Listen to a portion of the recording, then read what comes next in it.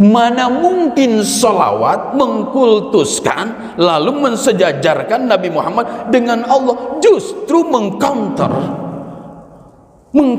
terhadap umat sebelumnya yang menganggap Nabi Isa sebagai Tuhan.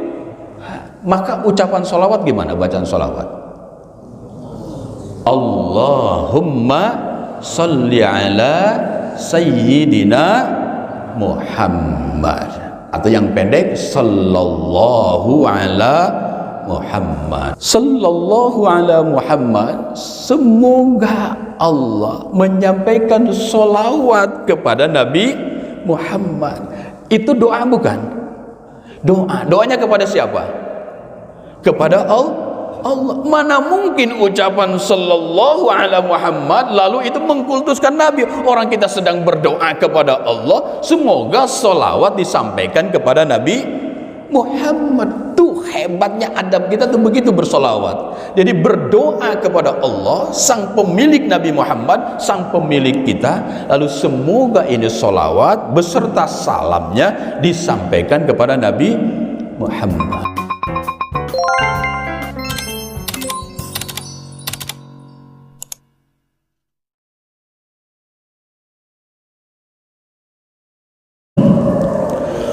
Baik. Bismillahirrahmanirrahim. Assalamualaikum warahmatullahi wabarakatuh. Innal hamdalillah nahmaduhu wa nasta'inuhu wa nastaghfiruh wa na'udzu billahi min shururi anfusina wa min sayyiati a'malina. Man yahdihillahu fala mudilla lahu wa man yudlil fala hadiya lahu. Asyhadu an la ilaha illallah wa asyhadu anna sayyidana Muhammadan abduhu wa rasuluh. Allahumma salli wa sallim wa barik ala sayyidina Muhammad wa ala alihi wa ashabihi. Rabbi shrah li sadri wa yassir li amri wahlul 'uqdatam min lisani yafqahu qawli. Ma'asyiral muslimin, sidang salat subuh jamaah Masjid Al-Barkah, segenap para pengurus, Bapak Ibu sekalian, mudah-mudahan di pagi hari yang cerah ini Allah senantiasa melimpahkan rahmahnya kepada kita semua, dan Allah semoga mengampuni atas segala dosa-dosa kita. Alhamdulillah, puja puji hanya milik Dia Allah Subhanahu wa ta'ala, dan hanya tertuju kepadanya segala pujaan, segala pujian kita.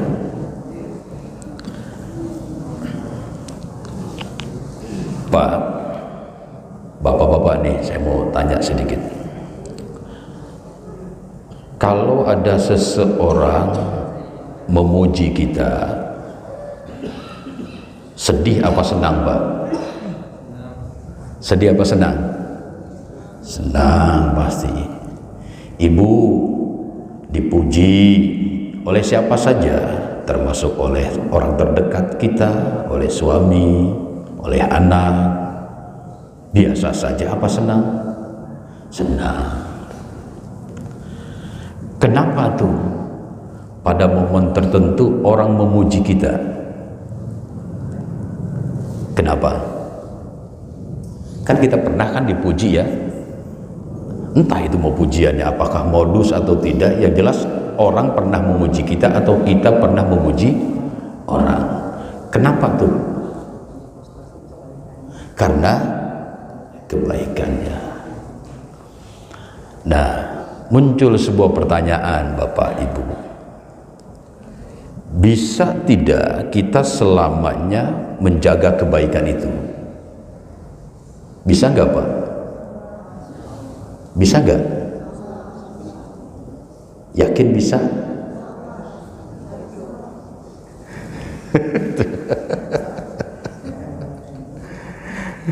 Kita mah banyak tidak bisanya. Kita mah banyak tidak bisanya menjaga kebaikan itu. Seringkali dol, seringkali loss. Karena itu akibatnya seseorang atau siapa saja hanya sesekali saja memuji kita. Karena memang kita mah kebaikannya seringkali loss, seringkali lepas, seringkali dol. Nah, Allah itu ada nggak sesekali kebaikannya?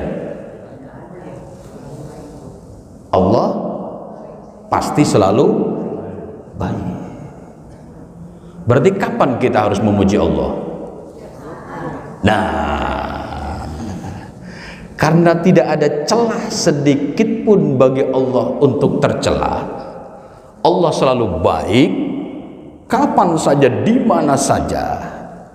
Maka tidak ada celah pula buat kita untuk tidak memuji Allah. Ayat kedua surat Fatihah itu apa? Alhamdulillahi Rabbil Alamin. Apa artinya itu? Segala puji bagi Allah, Tuhan semesta alam. Jika ada kata segala, boleh nggak tuh ada celah, ada ruang sedikit saja? Boleh nggak? Tuh. Jadi kita sudah mendefinisikannya segala puji. Berarti seluruh ruang, seluruh waktu itu hanya pujian, itu hanya milik Allah. Adapun kita memuji orang atau orang memuji kita atas sebuah kebaikan, maka pada saat kita dipuji oleh orang, jangan sampai kita terlalu GR. Kembalikan itu pujian kepada sang pemilik pujian, yaitu Allah Subhanahu wa Ta'ala. Hukum sosial ketika kita melakukan kebaikan lalu ada orang memuji kita, tapi jangan berhenti di situ. Maka kita jawabkan, ketika ada orang memuji kita, kita jawabnya apa? Alhamdulillah. Artinya memang kebaikan yang kita lakukan itu adalah karena memang kehendak Allah. Makanya hamdannya pakai alif lam, yang disebut dengan alif lam istighraq. Jadi yang menyatakan tadi segala kesegalaan. Ini satu pembuktian bahwa kebaikan itu seluruhnya dan tidak ada hentinya, itu semua bersumber dari Allah. Itu satu. Jadi syarat untuk dipuja, untuk dipuji harus selalu baik. Karena kita tidak selalu baik, maka ingetin oleh kita, jangan coba-coba meminta dipuji-puji, apalagi dipuja-puja. Orang nggak bisa menjaga kebaikan selamanya, apalagi berkata begini, gua gitu loh. Sering kan kita dengar tuh, iya, gue gitu loh. Jadi ketika ada orang muji, kita busung dada, entah terucap atau tidak, dalam hatinya terucap, gua gitu loh. Nah, kemana alhamdulillah? Itu satu ya. Yang kedua, Bapak Ibu, apa-apa kita sedikit masuk dulu situ ya. Allah itu berhak dipuja dan dipuji bukan sekedar baik, tapi juga Allah pekerjaannya selalu dilakukan dengan secara sadar. Ingat kan? Jadi yang berhak dipuji, yang berhak dipuja jika dia melakukan pekerjaannya dengan secara sadar. Pertanyaannya, bisa tidak kita selalu sadar? Mana mungkin. Waktu tidur sadar enggak? Tidak. Maka suka mimpi kan? Nah, karena tidak sadar. Waktu melek, waktu terbuka mata tuh bisa nggak menjaga kesadaran? Bisa nggak sepenuhnya menjaga kesadaran? Matanya terbuka, pikirannya jalan, bisa nggak menjaga kesadaran? Bisa nggak? Tidak bisa. Buktinya kita ada lupanya, buktinya kita ada salahnya. Kan itu sering tuh diingatkan oleh kawan kita. Ada informasi menarik menurut perasaan kita, kita baca lalu kita share. Datang sahabat kita, apa itu yang di share? Itu kan sesuatu yang tidak baik, sesuatu yang tidak benar. Apa jawab kita? Astagfirullah, saya nggak sadar. Matanya melek nggak? Melek. Pikirannya jalan nggak? Jalan. Pikiran jalan, mata terbuka, tapi tidak sadar. Berarti itu dua, batal bagi kita untuk dipuja, untuk dipuji. Karena syarat kedua untuk selalu dipuja dan dipuji, yaitu selalu sadar, sama sekali tidak bisa dipenuhi oleh kita. Yang bisa memenuhi hanya Dia, Allah Subhanahu wa ta'ala. Makanya Allah tidur enggak tuh? Enggak, kan kita baca ayat kursi kan? Ayat kursi dibaca kan? Ada wala naum, dan tidak tidur. Jadi ayat itu baca, jangan sampai tinggal kursinya doang. Gitu. Itu dua. Ketiga, ini makanya menjadi kebutuhan ya buat kita. Maka penting. Jadi kita harus paham betul mengapa kita memuji Allah itu, karena tadi dua syarat. Yang ketiga syaratnya nih. Allah berhak dipuja, dipuji, disyukuri segalanya oleh kita, karena Dia Allah pekerjaannya tidak pernah bisa dipaksa atau terpaksa oleh apapun dan atau siapapun.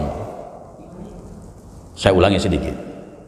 Allah berhak dipuja dan dipuji karena Dia Allah melakukan pekerjaannya tidak pernah bisa dipaksa atau terpaksa oleh apapun dan atau siapapun. Ada nggak yang bisa maksa Allah? Ada nggak? Nggak ada. Lalu kalau doa itu apa tuh doa? Kita suka berdoa. Itu maksa Allah bukan?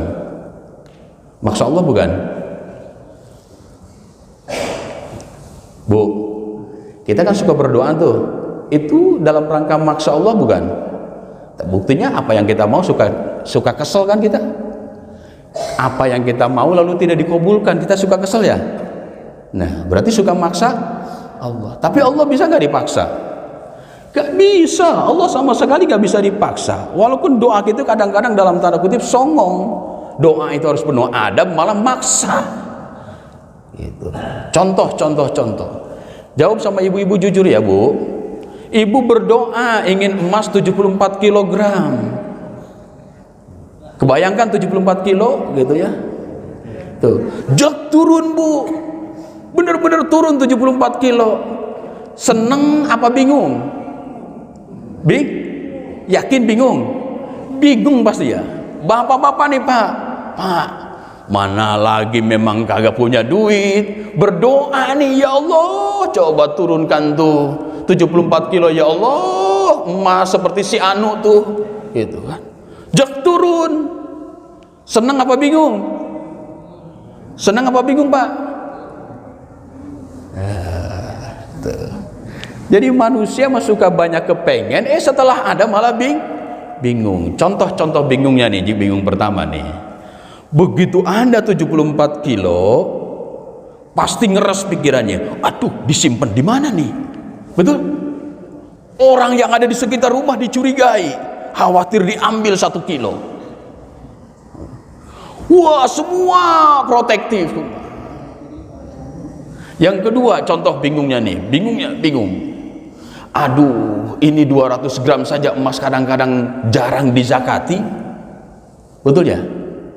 Malas yang menzakati emas kan? Tuh, 200 gram kan lumayan tuh 2,5%. Apalagi 74 kilo. Gitu. Jadi ternyata yang kita anggap kenikmatan, yang kita anggap baik, belum tentu baik menurut Allah. Maka doa Bapak Ibu ini harus diyakini oleh kita. Doa yang kita munajatkan itu bukan dalam rangka memaksa Allah, tetapi bermunajat. Semoga apa yang kita panjatkan ini memang kebutuhan kita. Lalu Allah memang menghitungnya itu kebutuhan, maka Allah turunkan. Maka jika ada doa yang lambat atau tidak dikabulkan, jangan berprasangka pada Allah. Buat apa doa itu diturunkan kalau bukan kebutuhan kita? Toh ujungnya bikin bingung. Ya Allah, minta mobil 10, mau di mana nyimpennya? Kan bingung. Ya, jadi makanya kenapa dalam segala acara memuji Allah itu menjadi kewajiban, apalagi dalam hal yang fardu seperti khutbah gitu. Itu satu, Ibu ya. Yang kedua, sekarang setelah kita memuji ada bersolawat. Ada orang berkata begini, jangan terlalu diagung-agungkan solawat tuh, nanti mengkultuskan Nabi, nanti mentuhankan Nabi. Aduh, ini error pikirannya kalau ada orang yang mengatakan demikian. Nabi itu hadir. Nabi kita siapa namanya? Nabi. Bapaknya siapa? Pamannya siapa? Kakeknya? Nah, berarti sah itu ngaku jadi nabinya kita, karena bapaknya tahu, pamannya tahu, kakeknya tahu. Oke. Nabi Muhammad itu Allah utus setelah vakum tidak tanggung-tanggung 500 tahun dari kenabian dan kerasulan. Nabi sebelumnya siapa? Nabi siapa sebelum Nabi Muhammad? Nabi Isa. Tidak tanggung-tanggung 5 abad vakumnya tidak ada nabi setelah Nabi Isa. Kebodohan terbesar yang hidup saat itu di zaman Nabi Isa, dia overthinking, dia berlebihan memaknai dan menyikapi nabinya sampai nabinya dianggap tuh. Sampai saiki kan ada yang nabinya itu dianggap jadi tuh. Mana mungkin salawat mengkultuskan lalu mensejajarkan Nabi Muhammad dengan Allah, justru mengcounter terhadap umat sebelumnya yang menganggap Nabi Isa sebagai Tuhan. Maka ucapan salawat gimana? Bacaan salawat, Allahumma salli ala Sayyidina Muhammad, atau yang pendek sallallahu ala Muhammad. Apa itu artinya? Bingung ya. Sallallahu ala Muhammad, semoga Allah menyampaikan sholawat kepada Nabi Muhammad. Itu doa bukan? Doanya kepada siapa? Kepada Allah. Mana mungkin ucapan sallallahu ala Muhammad lalu itu mengkultuskan Nabi. Orang kita sedang berdoa kepada Allah, semoga sholawat disampaikan kepada Nabi Muhammad. Tuh hebatnya adab kita tuh begitu bersolawat. Jadi berdoa kepada Allah, sang pemilik Nabi Muhammad, sang pemilik kita, lalu semoga ini solawat beserta salamnya disampaikan kepada Nabi Muhammad. Ada keadaban kita bersolawat karena yang kita doakan orang terbaik di hadapan Allah. Yang kalau secara akal yang bodoh, buat apa doa kita? Orang sudah terbaik. Itulah adab ketika kita mendoakan orang terbaik. Itu yang terbaik tadi diam 1000 bahasa atau dia berempati kepada kita. Ini kan kita doakan nih orang terbaik nih, orang terbaik sedunia, Nabi Muhammad. Kita doakan, kan secara akal yang bodoh, buat apa ngedoain beliau? Orang beliau sudah terbaik. Tetapi itu adab etika kita mendoakan Nabi, lalu didengar oleh beliau. Kira-kira beliau itu diam 1000 bahasa atau berbalik berdoa kepada Allah? berbalik berdoa kepada Allah. Kalau orang baik, kalau kita berdoanya sekali, kira-kira beliau sekali apa lebih? Tuh akal yang sehat begitu akan mengatakan pasti lebih. Namanya orang pelit, kalau masih satu dibalikin satu, itu orang biasa saja. Makalah Nabi bersabda, man shalla alayya wahidatan, kata Nabi, siapa yang bersolawat kepadaku satu kali saja, sallallahu alaihi asyru salawat, maka Allah bersolawat kepada kita 10 kali solawat. Jadi sekali solawat dibayar atas doa Nabi, itu Allah bersolawat 10 kali. Nah, sekarang pertanyaan sebaliknya, doa Nabi kira-kira dikabul apa tidak? Jadi siapa yang pasti berdoa dengan baik dan benar kepadanya, beliau berdoa kepada Allah dan pasti dikabul doanya, dan kabulnya 10 kali lipat. Masya Allah. Tuh kan hebatnya Nabi kita tuh di situ. Jadi jangan dikira bahwa bersolawat itu justru mengkultuskan Nabi. Itu pikiran yang keliru. Kita belum masuk materi, nggak apa-apa, jangan-jangan hari ini belum, nggak ada materinya kita. Ya, kita buktikan ya. Itu Israel tuh, nah, Bani Israel dulu umatnya siapa? Bani Israel umatnya siapa tuh? Salah satunya umat Nabi Yakub, terus umat Nabi Musa. Yang nolongin Nabi Musa. Dikejar Fir'aun, dibelah lautan, larilah, lalu di tengah jalan Fir'aun tenggelam. Yang pada saat itu kata yang paling populer dari Fir'aun apa? Saking hebatnya sampai kaumnya Fir'aun itu menganggap Fir'aun sebagai Tuhan. Kata yang fenomenal dari Fir'aun itu apa? Kalau bukan gue, itu Fir'aun. Maka karena ucapan Fir'aun itu, kalau bukan saya dan semua takut, sehingga dianggap Tuhan.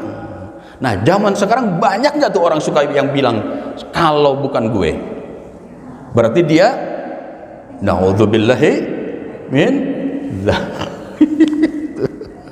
Maka jangan suka berucap kalau bukan saya.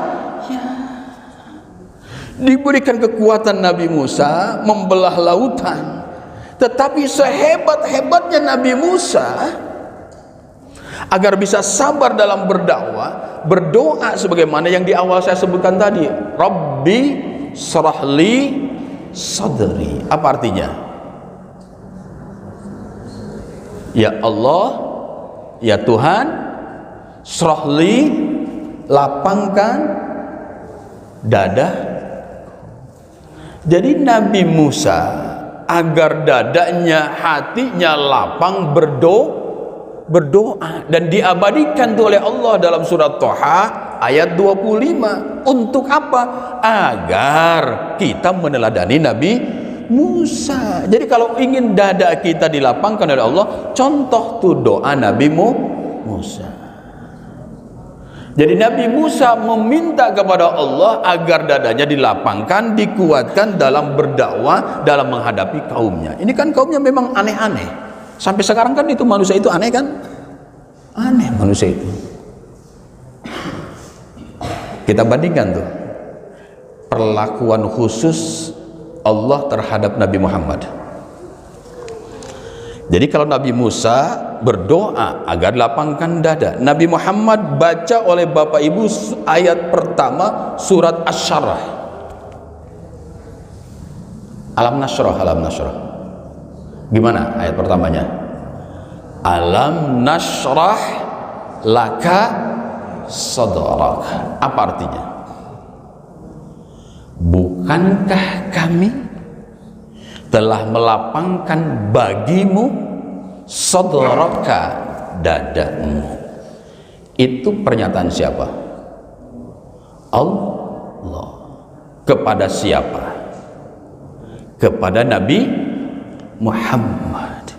Allah membuat pernyataan kepada Nabi Muhammad. Nabi Muhammad tidak berdoa, tapi Allah langsung melapangkan dadanya Nabi Muhammad.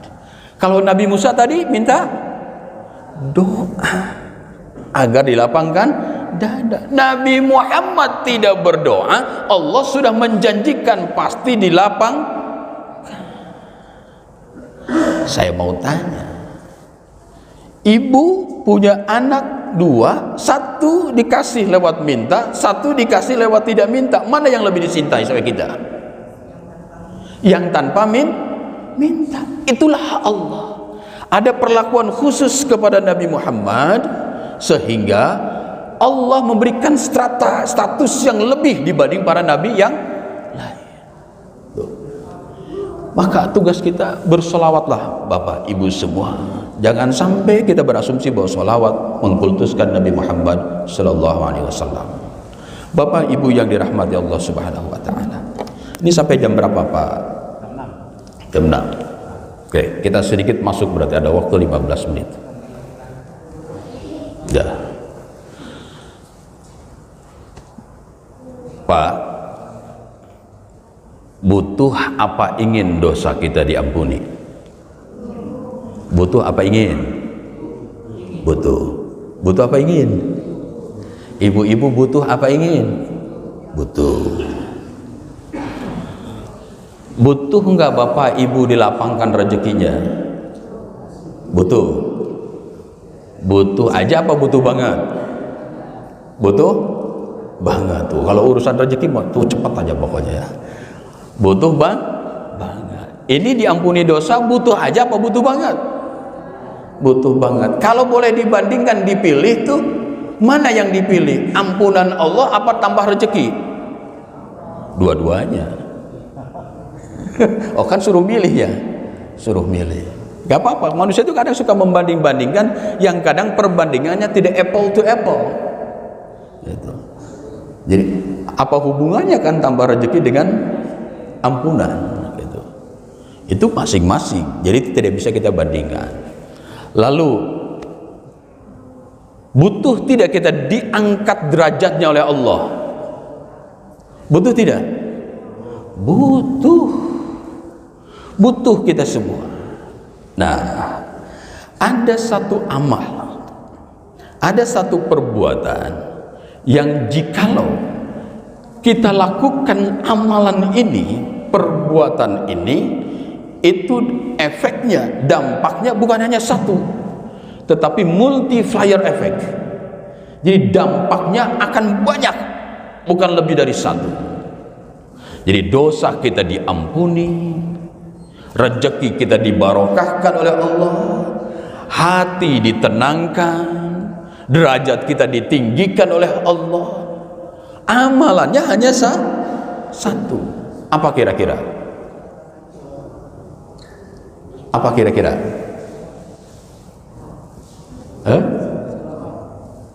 Sholawat. Ayo. Beristighfar, memohon ampun. Jadi memohon ampun itu bukan satu-satunya dosa kita akan terampuni. Pada saat yang bersamaan nanti pasti Allah akan membarokahkan rezeki kita, pasti Allah akan menenangkan hati kita, pasti Allah akan mengangkat derajat kita. Nah, muncul pada pertanyaan kita, acung tangan, siapa yang merasa amal baiknya lebih banyak?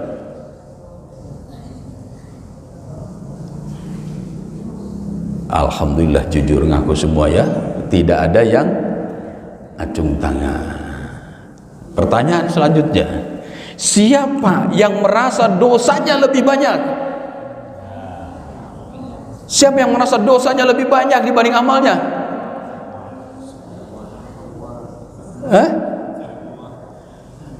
Alhamdulillah ngaku.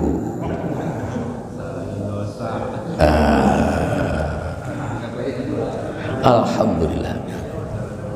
Wah Ustadz, kalau pertanyaan pertama saya ngaku sombong nanti gitu. Udah nomor 2 aja saya ngakunya, berarti pengakuan tidak jujur namanya itu. Tapi yang jelas kita merasa lebih banyak gak dosanya? Ya. Merasa yakin gak Allah akan ampuni? Yakin. Allah berbicara tentang pengampunan agar kita memang yakin. Sampai 3 sifat Allah sebutkan agar kita yakin. Allah bersifat Al-Ghafur. Apa artinya? Maha pengampun. Ada di Asmaul Husna itu. Ada. Allah bersifat Al-Ghaffar. Maha pengampun juga. Beda diksinya, beda katanya. Satu Ghafur, satu Ghaffar. Ada nggak dalam Asmaul Husna? Ada. Ada nggak dalam Quran? Ada. Yang ketiga, ini yang fenomenal ketika kita ibadah puasa Ramadan tuh, yaitu Allah Al-Afu, artinya Maha Pemaaf. Ini doa, ini urusan maaf sampai Nabi rekomendasikan kepada kita di hari dan malam-malam spesial, yaitu di 10 malam terakhir Ramadan, yaitu di mana malam turunnya Lailatul Qadar. Salah satu doa yang direkomendasikan adalah memohon pemaafan Allah. Jadi ada 3 sifat Allah. Kita merasa lebih banyak dosanya dibanding perbuatan baiknya, maka kita harus optimis. Sebesar apapun dosa kita, pasti Allah ampuni jika kita mendatanginya dengan cara yang baik dan benar. Nah, Nabi kita tercinta tadi punya dosa enggak? Nabi Muhammad ada dosanya enggak?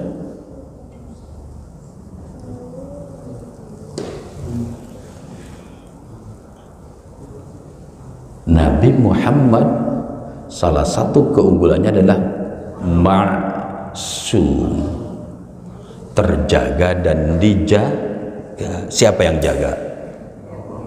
Allah, bukan satpam, bukan satgas.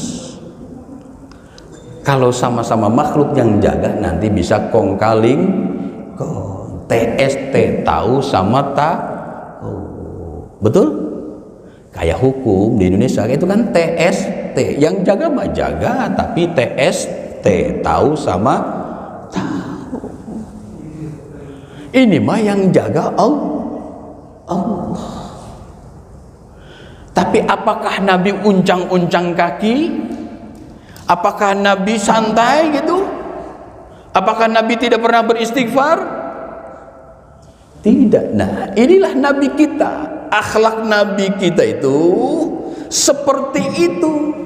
Kalau modelan kita dijamin oleh Allah maksum, wah kira-kira gimana nih?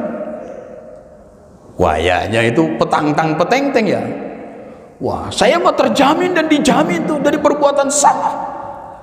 Saya mau terjaga semua. Wah, udah kayak apa model kita? Tapi semakin dijaga, semakin fasilitas itu diberikan oleh Allah kepadanya, semakin malu dan semakin takut beliau kepada Allah. Nih, ada hadis nabinya.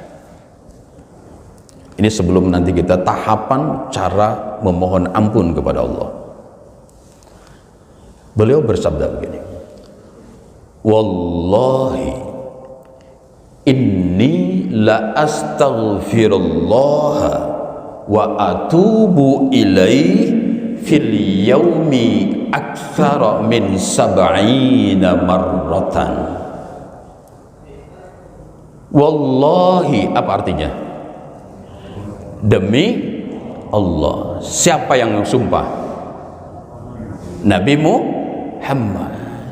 Pernah enggak Nabi Muhammad sulaya terhadap sumpahnya? Pernah gak? Tidak pernah. Kebayang sama kita kan?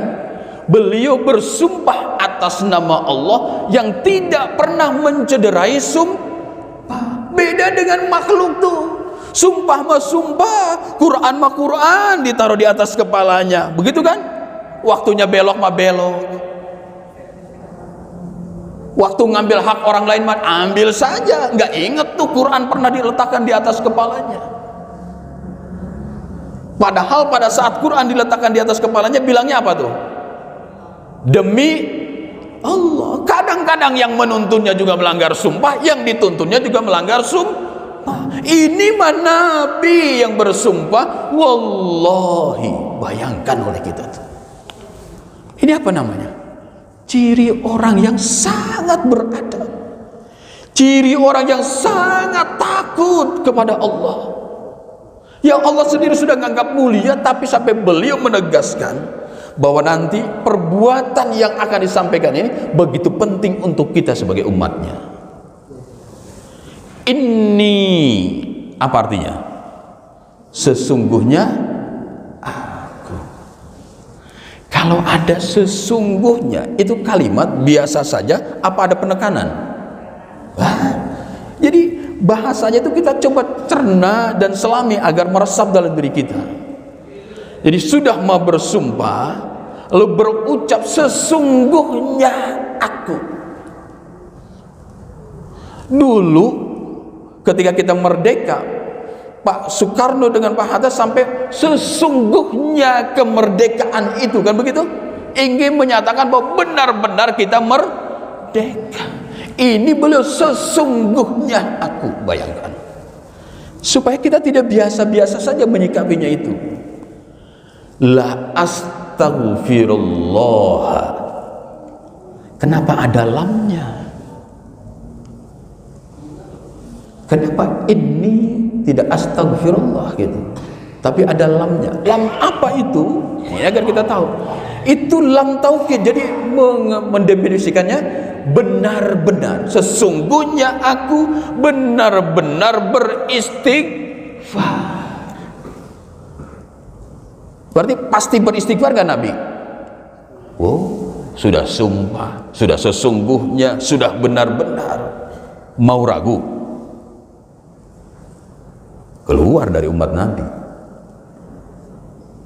Wa atubu ilaihi, dan aku bertobat kepada Nabi, ilaihi kepada dia Allah, fil yaumi, dalam satu hari, aktsara min sab'ina marratan, lebih dari 70 kali.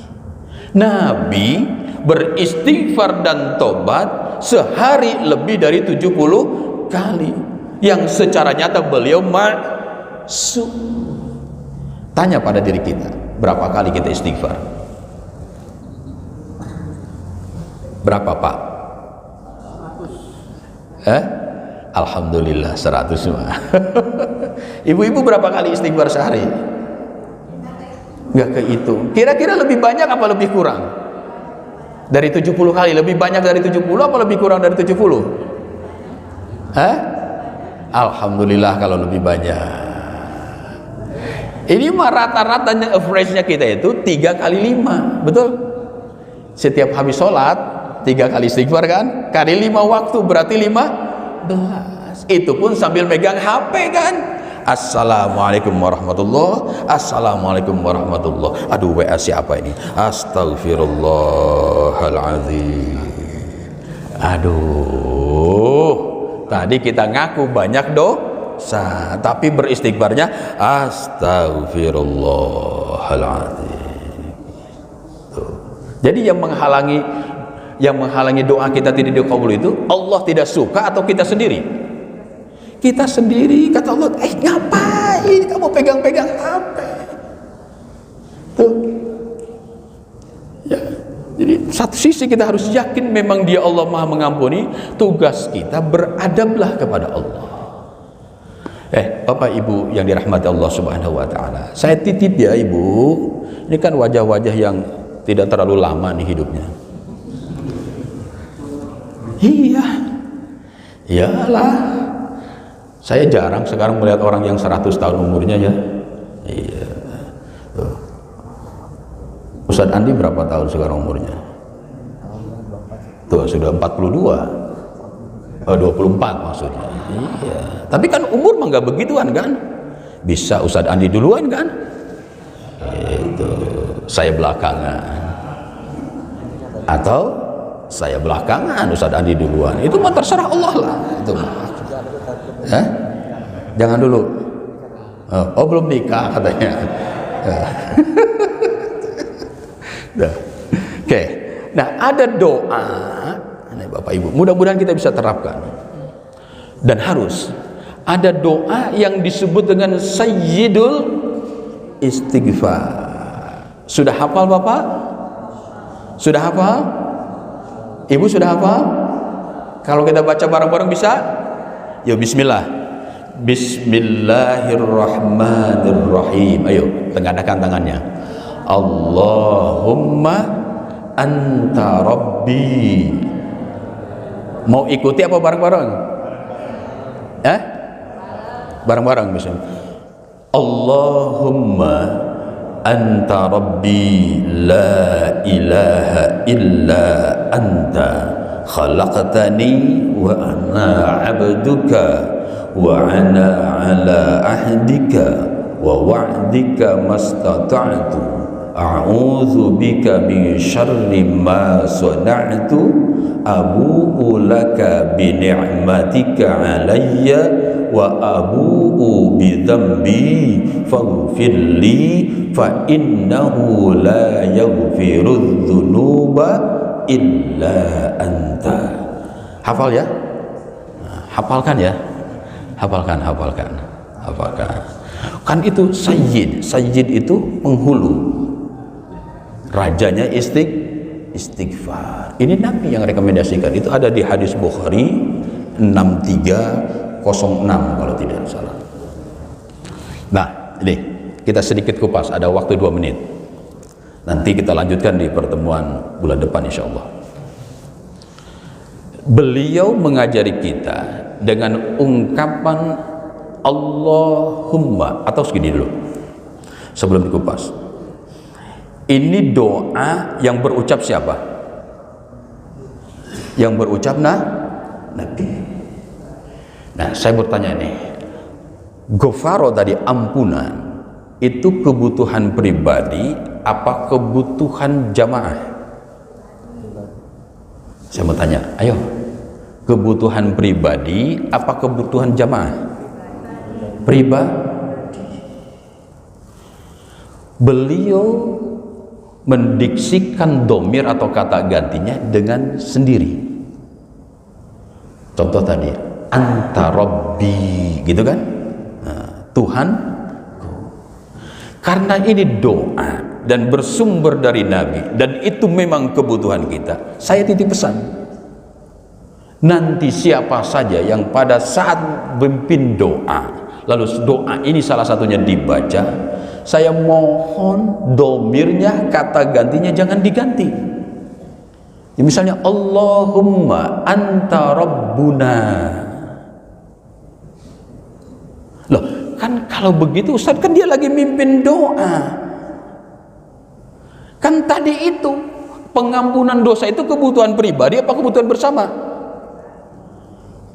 Kebutuhan pribadi. Jadi walaupun nanti yang mimpin doa itu dengan domir sendiri, lalu kita amini, itu kita mendeklar kepada Allah, ya Allah, aku butuh tuh pengampunan dosa. Maka sebagai adab, kalau doa yang bersumber dari Quran atau hadis, sebaiknya domirnya jangan diganti-ganti. Contoh tuh, contoh di surat Fatihah, iyyaka na'budu, apa artinya? Hanya kepada engkau na'budu, nun berarti nahnu, itu apa nahnu artinya? Kami. Sholatnya lagi sendirian. Kalau sendirian itu saya apa kami? Bisa nggak diganti? Iyyaka a'budu, bukan na'budu. Boleh nggak? Boleh nggak? Nggak boleh. Kan di Quran juga ada Rabbi habli minas solihin, kan begitu ya. Nah, pokoknya saya titip pesan, doa yang bersumber dari Quran dan hadis Nabi, baca saja apa adanya, karena kita tidak pernah tahu hikmah dan makna di balik itu sesungguhnya. Oke ya. Jadi nanti Bapak Ibu baca sendiri, berjamaah sendirian, ini aja bacanya begini. Jadi apa adanya. Yang mudah-mudahan itu mempercepat Allah mengabulkan permohonan kita itu. Kita masuk sedikit, boleh offset sedikit Pak Haji Asnawi, offset 1 menit. Oke. Allahumma, apa artinya? Ya Allah. Ingetin sama Bapak Ibu, berdoa itu ada kalimah yang Allahumma, ada yang Rabbana atau Rabbi. Nah, ingetin, jika doa atau apa saja yang diawali dengan Allahumma, masukkan ke pikiran kita, ke hati kita, itu kita berdoa, apapun yang kita munajatkan itu langkah awalnya adalah sedang beradab kepada Allah. Contoh doa kunut tuh, apa artinya? Yang pertama itu Allahumma dini, Allahumma ihdini, kan begitu? Allahumma ihdina. Nah, itu kalau itu boleh tuh diganti, karena itu bukan doa dari Nabi gitu, tapi doa dari kalangan ulama. Nah, Allahumma artinya beradablah, baik pada saat berdoa, baik pada saat berperilaku, baik saat berpikir. Beradablah di hadapan Allah jika apa yang kita munajatkan itu ingin segera dikabulkan oleh Allah. Jadi tahapan pertama untuk diampuni dosa kita, untuk diberkahkan rezeki kita, untuk ditenangkan hati kita, untuk diangkat derajat kita, kita harus beradab baik kepada Allah maupun terhadap sesama manusia. Kan kita saja nih paling tidak senang melihat orang yang tidak beradab. Betul Pak? Paling gak demen kita. Waktunya habis. Jadi nanti PR Pak Asnawi, tapi bulan depan insya Allah kita lanjutkan ya. Jadi sekali lagi, mari kita gunakan bahwa doa karena memang kita butuh kepada Allah. Beradablah kepada Allah. Mulai dari pakaian kita, cara menghadapnya. Ini contoh-contoh nih. Contoh yang jarang kita gunakan. Pernah sakit Bapak Ibu? Pernah sakit? Pernah. Kalau nggak sakit-sakit repot kita. Kita nggak tahu sehat kalau nggak sakit. Nah, pernah berobat ke dokter? Pernah. Langsung jalan atau bagaimana tuh? Langsung jalan aja berobat ke dokter ya. Itu karena kita kurang adab tuh. Ini adabnya Bu. Kalau kita merasa sakit dan kita niat berobat ke dokter dan memang harus berikhtiar, itu minimal Bapak Ibu menghadap kiblat lah. Syukur-syukur punya wudhu, berdoa. Lebih beretika lagi kalau melakukan sholat sunnah mutlak 2 rakaat. Apalagi kalau dokter yang ditujunya sudah tahu namanya. Nanti setelah sholat berdoa kepada Allah, gunakan lafaz Allahumma, minta si dokter itu dipermudah mendiagnosa kita. Kan tidak mudah buat dokter untuk mengidentifikasi penyakit kita. Maka biarkan Allah yang turunkan kemudahan itu, sehingga pada saat cos tuh mendiagnosa kita tepat dan akurat. Jadi pada saat selesai berobat lalu kita cocok, jangan dibilang cocok dokter itu, tapi bilang alhamdulillah. Ini mah kita suka bilang cocok itu dokter. Tuh, itu dulu Bapak Ibu barangkali ya. Jadi sekali lagi nanti kita kupas lebih lanjut Sayyidul Istighfar ini. Ini baru satu kata Allahumma. Jadi mudah-mudahan kita semua dikategorikan orang-orang yang beradab di hadapan Allah Subhanahu wa taala. Wallahu a'lam bishawab. Ada barangkali yang perlu direspon. Jadi, mohon maaf ya. Silakan.